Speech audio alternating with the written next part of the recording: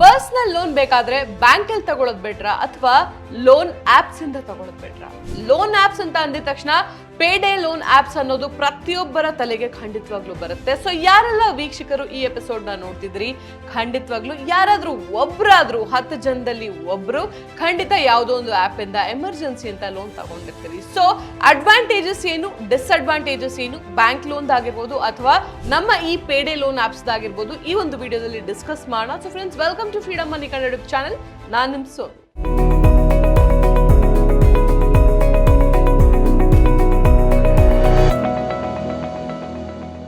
ನೀವು ನಮ್ಮ ಚಾನೆಲ್ಗೆ ಹೊಸದಾಗಿ ಬಂದಿದ್ರೆ ಸಬ್ಸ್ಕ್ರೈಬ್ ಮಾಡಿ, ಹಾಗೆ ಬೆಲ್ ಐಕಾನ್ ಒತ್ತೋದನ್ನ ಮರಿಬೇಡಿ. ಯಾಕಂದ್ರೆ ಹೊಸ ವಿಡಿಯೋ ಬಂದ ತಕ್ಷಣ ನೋಟಿಫಿಕೇಶನ್ ಮಿಸ್ ಮಾಡ್ಕೊಳ್ತೀರಿ.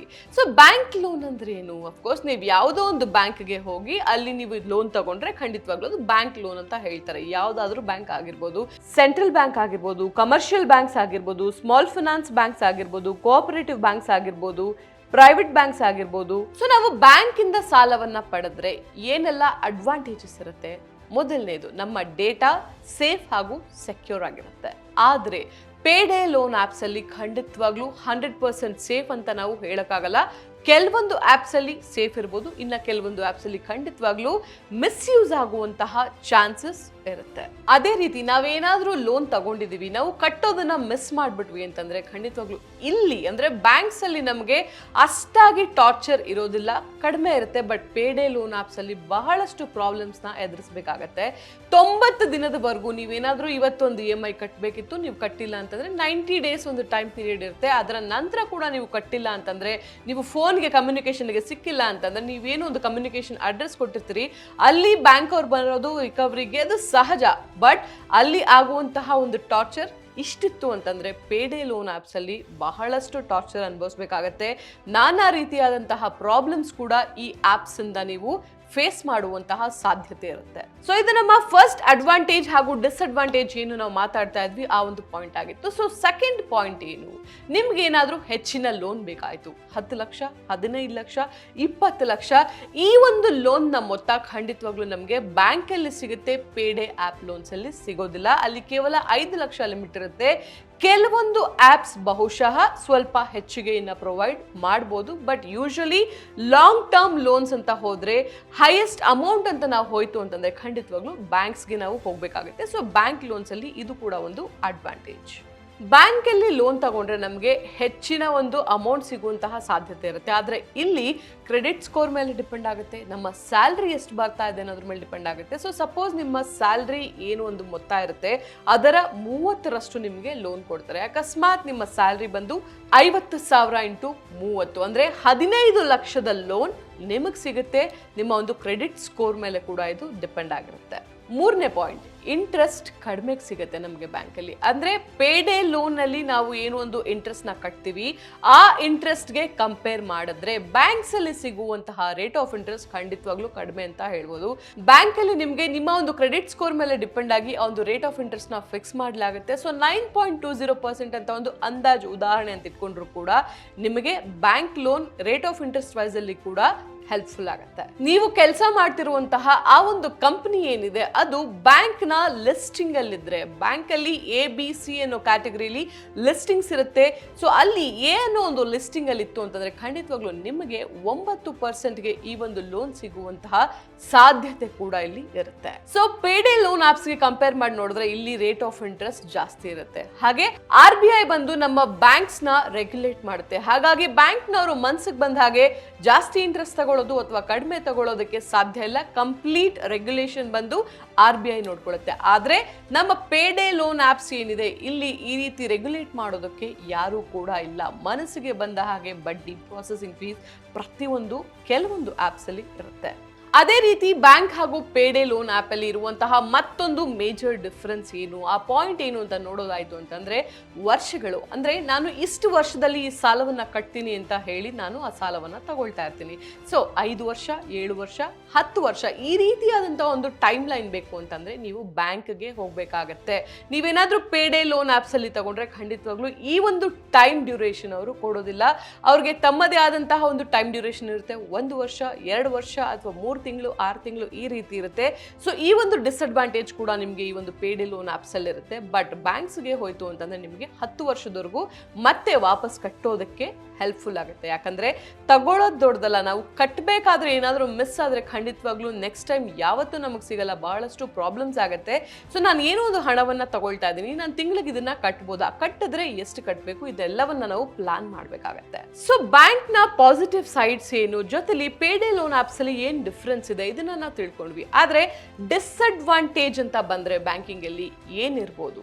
ಅಕಸ್ಮಾತ್ ನನಗೆ ಎಮರ್ಜೆನ್ಸಿ ಇದೆ, ಈಗ ಹಣ ಬೇಕು, ನಾನು ಹೋಗಿ ಬ್ಯಾಂಕಲ್ಲಿ ಲೋನ್ಗೆ ಅಪ್ಲೈ ಮಾಡಿದ ತಕ್ಷಣ ಸಿಗುತ್ತಾ, ನನ್ನ ಪ್ರಾಬ್ಲಮ್ ಸಾರ್ಟ್ ಆಗುತ್ತಾ? ಇಲ್ಲ, ಖಂಡಿತವಾಗ್ಲೂ ಅದೊಂದು ಲೆಂದಿ ಪ್ರಾಸೆಸ್ ಆಗಿರುತ್ತೆ. ಅಂದರೆ ನೀವು ಫಾರ್ಮ್ ಫಿಲ್ ಮಾಡಿ, ನೀವು ಆ ಡಾಕ್ಯುಮೆಂಟ್ ಕೊಡಿ, ಈ ಡಾಕ್ಯುಮೆಂಟ್ ಕೊಡಿ, ಎಲ್ಲವೂ ಫಿಟ್ ಆಯಿತು ಅಂತಂದರೆ ನಂತರ ನನಗೆ ಸಿಗುತ್ತೆ ಈ ಒಂದು loan. So at once instant ಆಗಿ ನನಗೆ ಬ್ಯಾಂಕಲ್ಲಿ ಲೋನ್ ಸಿಗೋದಕ್ಕೆ ಸಾಧ್ಯ ಇಲ್ಲ. ಸೊ ಇದು ಒಂದು ಡಿಸ್ಅಡ್ವಾಂಟೇಜ್. ಕೆಲವರು ಹೇಳ್ಬೋದು, ಮೇಡಮ್ ನನಗೆ 2 ನಿಮಿಷದಲ್ಲಿ ಲೋನ್ ಸಿಕ್ತು ಮ್ಯಾಮ್, ನೀವೇನು ಹೇಳ್ತಾ ಇದ್ದೀರಾ ಅಂತ. ಎಸ್, ಆ ಲೋನ್ ಯಾವುದು? Pre approved loan. ಅಂದರೆ ನಿಮ್ಮ ಒಂದು ಟ್ರಾನ್ಸಾಕ್ಷನ್ಸ್, ನಿಮ್ಮ ಒಂದು ಸ್ಯಾಲ್ರಿ, ನಿಮ್ಮ ಒಂದು ಖರ್ಚು ಪ್ರತಿಯೊಂದನ್ನು ಟ್ರ್ಯಾಕ್ ಮಾಡಿ ಬ್ಯಾಂಕ್ ಕಡೆಯಿಂದ ಪ್ರೀ ಅಪ್ರೂವ್ಡ್ ಲೋನ್ಸ್ ಅಂತ ಕೊಡಲಾಗುತ್ತೆ. ಅದು ನಿಮ್ಮ ನೆಟ್ ಬ್ಯಾಂಕಿಂಗ್ ಅಲ್ಲಿ ನೀವು ಯೂಸ್ ಮಾಡ್ತಾ ಇದ್ರೆ ನಿಮಗೆ ಪಾಪಪ್ ಕೂಡ ಬರುತ್ತೆ, ನೀವು ಇಲ್ಲಿಂದ 5 ನಿಮಿಷದಲ್ಲಿ ಅಥವಾ 2 ನಿಮಿಷದಲ್ಲಿ ಇಷ್ಟು ಹಣವನ್ನ ನೀವು ಪರ್ಸನಲ್ ಲೋನ್ ಆಗಿ ಪಡ್ಕೊಳ್ಬಹುದು ಅಂತ. ಸೊ ಪ್ರೀ ಅಪ್ರೂವ್ಡ್ ಇತ್ತು ಅಂದ್ರೆ ಮಾತ್ರ ನಿಮಗೆ 1 ಕ್ಲಿಕ್ ಅಲ್ಲಿ ಪ್ರತಿಯೊಂದು ಕೆಲಸ ಆಗುತ್ತೆ. ನಿಮ್ಗೆ ಈಸಿಯಾಗಿ ಡೈರೆಕ್ಟ್ ಆಗಿ ನಿಮ್ಮ ಅಕೌಂಟ್ಗೆ ಏನೆಲ್ಲ ಚಾರ್ಜಸ್ ಕಟ್ ಆಗಬೇಕು ಅದೆಲ್ಲ ಕಟ್ಟಾಗಿ ಹಣ ಬಂದು ಬೀಳುತ್ತೆ. ಇಲ್ಲ ಅಂತಂದ್ರೆ ನನಗೆ ಎಮರ್ಜೆನ್ಸಿ ಇದೆ, ನಾನೇ ಹೋಗಿ ಅಪ್ಲೈ ಮಾಡಬೇಕು ಅಂದಾಗ ಇನ್ಸ್ಟೆಂಟ್ ಆಗಿ ನನಗೆ ಲೋನ್ ಸಿಗೋದಿಲ್ಲ. ಅಟ್ಲೀಸ್ಟ್ ವೆರಿಫಿಕೇಶನ್ ಪ್ರಾಸೆಸ್, ಡಾಕ್ಯುಮೆಂಟೇಶನ್ ಇವೆಲ್ಲ ಅಂತ ಇಟ್ಕೊಂಡ್ರು 15 ದಿನ ಮಿನಿಮಮ್ ಬೇಕಾಗುತ್ತೆ. ಸೊ ಈ ಲೋನ್ ಎಲ್ಲರಿಗೂ ಸಿಗುತ್ತಾ? ಖಂಡಿತವಾಗ್ಲೂ ಇಲ್ಲ. ಯಾರೆಲ್ಲ ಸ್ಯಾಲ್ರಿಡ್ ಇದ್ದಾರೆ, ಯಾರ ಕ್ರೆಡಿಟ್ ಸ್ಕೋರ್ ಚೆನ್ನಾಗಿದೆ, ಯಾರ ಬ್ಯಾಂಕಿಂಗ್ ಬಹಳ ಕ್ಲೀನ್ ಆಗಿದೆ, ಖಂಡಿತವಾಗ್ಲೂ ಅವರಿಗೆ ಈ ಒಂದು ಬ್ಯಾಂಕಲ್ಲಿ ಲೋನ್ ಅಪ್ಲೈ ಮಾಡಿದ್ರೆ ಈಸಿ ಪ್ರಾಸೆಸ್ ಆಗುತ್ತೆ. ಬಟ್ ಅಕಸ್ಮಾತ್ ನಾನು ಈ ಹಿಂದೆ ಬಹಳಷ್ಟು ಲೋನ್ಸ್ನ ತಗೊಂಡ್ಬಿಟ್ಟಿದ್ದೀನಿ.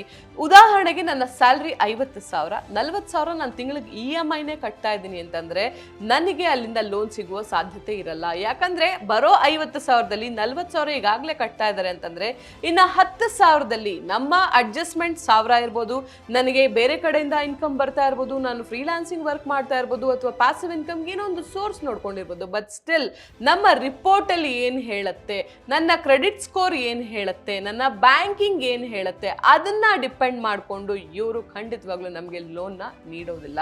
ಸೊ ಅಕಸ್ಮಾತ್ ಬಹಳಷ್ಟು ಲೋನ್ಸ್ ಇದೆ ನಮ್ಮ ತಲೆ ಮೇಲೆ ಅಂತಂದ್ರೆ ಇಲ್ಲಿ ನಮಗೆ ಲೋನ್ ಸಿಗುವಂತಹ ಒಂದು ಸಾಧ್ಯತೆ ಕೂಡ ಪರ್ಸೆಂಟೇಜ್ ವೈಸ್ ಕಡಿಮೆ ಆಗ್ತಾ ಬರುತ್ತೆ. ಸೊ ನಾವು ಲೋನ್ನ ಯಾವಾಗ ತೀರಾ ಅವಶ್ಯಕತೆ ಇದೆಯೋ, ಆ ಕೆಲಸ ಆಗೋದೇ ಇಲ್ಲ, ಮಿಸ್ ಮಾಡಂಗೆ ಇಲ್ಲ ಅಂತ ಅನ್ಸುತ್ತೋ ಅವಾಗ ಮಾತ್ರ ಲೋನ್ ತಗೊಂಡು ಆ ಒಂದು ಕೆಲಸವನ್ನ ಮಾಡ್ಕೊಂಡ್ರೆ ನಿಮ್ಮ ಒಂದು ಕ್ರೆಡಿಟ್ ಸ್ಕೋರ್ ಆಗಿರ್ಬೋದು ಅಥವಾ ನಿಮ್ಮ ಆ ಒಂದು ಕ್ರೆಡಿಟ್ ರಿಪೋರ್ಟ್ ಏನಿರುತ್ತೆ ಎಲ್ಲವೂ ಸರಿ ಇರುತ್ತೆ. ಇಲ್ಲ ಅಲ್ಲಿ ಒಂದು ಸಲ ಏನಾದರೂ ಪ್ರಾಬ್ಲಮ್ ಆಯ್ತು ಅಂತಂದ್ರೆ ಅದನ್ನ ಸರಿಪಡಿಸ್ಕೊಳ್ಳೋದಕ್ಕೆ ಮಿನಿಮಮ್ 3 months ವೇಟ್ ಮಾಡಬೇಕಾಗತ್ತೆ.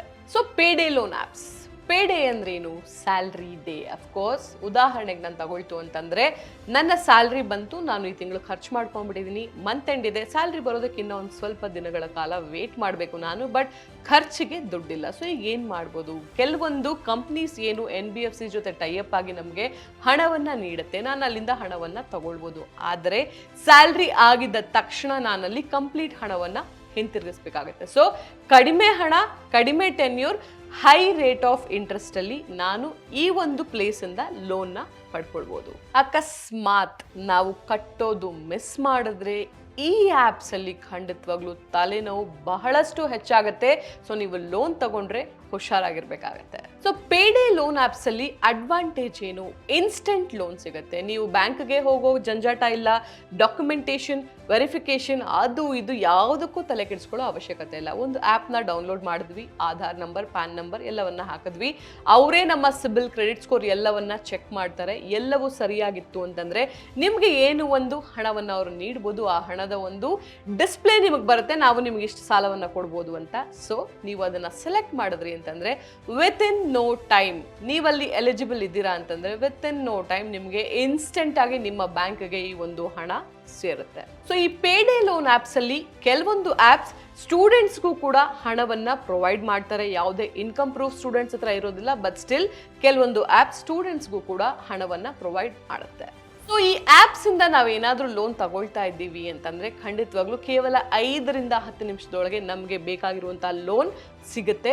ಬಟ್ ನಾವು ಎಲಿಜಿಬಲ್ ಆಗಿದ್ರೆ ಖಂಡಿತವಾಗ್ಲೂ ನಮ್ಗಲ್ಲಿ ಶೋ ಮಾಡುತ್ತೆ. ಸ್ಟಿಲ್ ನಿಮಗೆ ತೀರಾ ಎಮರ್ಜೆನ್ಸಿ ಇದೆ ಅಂದಾಗ ಮಾತ್ರ ಈ ಪೇಡೆ ಲೋನ್ ಆಪ್ಸ್ಗೆ ಕೈ ಹಾಕಿ. ಇಲ್ಲ ಅಂತಂದ್ರೆ ಖಂಡಿತವಾಗ್ಲೂ ನೀವು ಒಂದು ಪೇಮೆಂಟ್ ಮಿಸ್ ಮಾಡಿದ್ರು ಕೂಡ ಬಹಳ ಕೆಟ್ಟ ಪರಿಸ್ಥಿತಿನ ನೀವು ಎದುರಿಸಬೇಕಾಗತ್ತೆ. ಈಗಾಗಲೇ ಹೇಳ್ದಾಗೆ ಲೆಸ್ ಡಾಕ್ಯುಮೆಂಟೇಶನ್ ನಮಗೆ ಪೇಡೆ ಲೋನ್ ಆಪ್ ಅಲ್ಲಿ ಕೇಳುತ್ತೆ. ಕೇವಲ ಒಂದು ಆಧಾರ್ ನಂಬರ್ ಇಂದ ಹಾಗೆ ಪ್ಯಾನ್ ನಂಬರ್ ಇಂದ ಕೆಲವೊಮ್ಮೆ ನಮಗೆ ಲೋನ್ ಸಿಕ್ಬಿಡುತ್ತೆ. ಇನ್ನು ಕೆಲವು ಆಪ್ಸ್ ಅಲ್ಲಿ ಬಹುಶಃ ಇನ್ಕಮ್ ಪ್ರೂಫ್ ನ ಕೇಳ್ಬೋದು ಅಥವಾ ಸ್ಟೇಟ್ಮೆಂಟ್ ನ ಅಪ್ಲೋಡ್ ಮಾಡೋದಕ್ಕೆ ಹೇಳ್ಬೋದು. But still 70% of the cases ಖಂಡಿತವಾಗ್ಲೂ ಆಧಾರ್ ನಂಬರ್ ಹಾಗೂ ಪ್ಯಾನ್ ನಂಬರ್ ಇಂದಾನೆ ನಿಮ್ಮ ಕೆಲಸ ಸಲ್ಲಿಸಾಗುತ್ತೆ. ಸೊ ಬ್ಯಾಂಕ್ ಅಲ್ಲಿ ನಮ್ಮ ಕ್ರೆಡಿಟ್ ಸ್ಕೋರ್ ಚೆನ್ನಾಗಿ ಇತ್ತು ಅಂದ್ರೆ ಮಾತ್ರ ನಮಗೆ ಲೋನ್ ಸಿಗುತ್ತೆ. ಬಟ್ ಪೇಡೆ ಲೋನ್ ಆಪ್ಸ್ ಅಲ್ಲಿ ನಿಮ್ಮ ಕ್ರೆಡಿಟ್ ಸ್ಕೋರ್ 600, 650 ಇದ್ರೂ ಕೂಡ ಎಲಿಜಿಬಿಲಿಟಿ ಇದ್ದೀರಾ, ನೀವು ಕಟ್ಟಿದ್ದೀರಾ ಎಲ್ಲವನ್ನ ಸರಿಯಾಗಿ ಅಂತಂದ್ರೆ ಖಂಡಿತವಾಗ್ಲೂ ನಿಮ್ಗೆ ಲೋನ್ ಸಿಗುವಂತಹ ಸಾಧ್ಯತೆ ಇರುತ್ತೆ. ಸೊ ನಾವು ರೇಟ್ ಆಫ್ ಇಂಟ್ರೆಸ್ಟ್ ಬಗ್ಗೆ ಮಾತಾಡಿದ್ರೆ ಕಂಪ್ಯಾರಿಸನ್ ಅಲ್ಲಿ ನಮಗೆ